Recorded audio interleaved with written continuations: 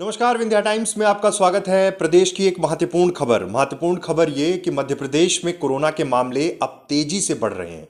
रफ्तार बहुत तेज हो चुकी है। पिछले 24 घंटे में 9,385 नए कोरोना संक्रमित मरीज मिले हैं। इंदौर में आंकड़ा 3,000 के पार हो गया है। छोटे शहरों में भी 100 से ज़्यादा केसेस लगातार मिल रहे हैं, यानी कि संक्रमण की रफ्तार बहुत तेज है। 24 घंटे में 9,385 नए कोरोना संक्रमित मिले हैं। इसके साथ ही पिछले दिनों जो आंकड़ा था, पिछले 24 घंटे जो थे, अब के अगर छोड़ दिए जाएं तो 7,597 केस थे, लेकिन रफ्तार बहुत तेज हो चुकी है। रफ्तार इस हिसाब से बढ़ रही है कि अब संक्रमण का खतरा शहरी क्षेत्र के अलावा ग्रामीण क्षेत्र की ओर भी बढ़ गया है। एक्टिव मरीजों की संख्या 50,000 के करीब पहुंच गई है, 49,741 पहुंच चुकी है।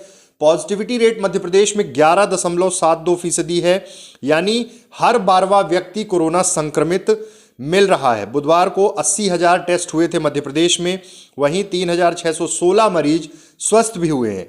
यानी साफ है कि संक्रमण जिस तरह से इंदौर में बढ़ रहा है, 3,000 से ऊपर केसेस, भोपाल में भी केसेस 1,710 थे। उसके अलावा ग्वालियर, जबलपुर में भी केसेस मिल रहे हैं। हालांकि ग्वालियर में केसेस कुछ कम हुए हैं, लेकिन आंकड़ा जिस हिसाब से बढ़ रहा है। गुना की एक खबर है, 40% महिलाएं संक्रमित हैं कोरोना से। तो कुल मिलाकर संक्रमण का खतरा मध्य प्रदेश में लगातार बढ़ रहा है, और जो वर्तमान परिस्थितियां हैं उसमें सबसे ज़्यादा जरूरी वैक्सीनेशन बहुत ज़रूरी है। ज़्यादा से ज़्यादा लोगों को वैक्सीन लग जाए, क्योंकि अभी भी लोग लापरवाही कर रहे हैं। और लापरवाही का आलम यह है कि जो मौतें हो रही हैं, पिछले दिनों ग्वालियर का जो मसला था, इंदौर का जो मसला था, सागर का जो मामला था, रीवा का जो मामला था, उसमें वैक्सीन नहीं लगी हुई थी, जिसके कारण मौत हुई थी। इसलिए अभी भी सतर्कता, सावधानी, इससे ही हम बच सकते हैं कोरोना से। मध्य प्रदेश में आंकड़ा तेजी से बढ़ रहा है, लगातार संक्रमितों की संख्या बढ़ रही है।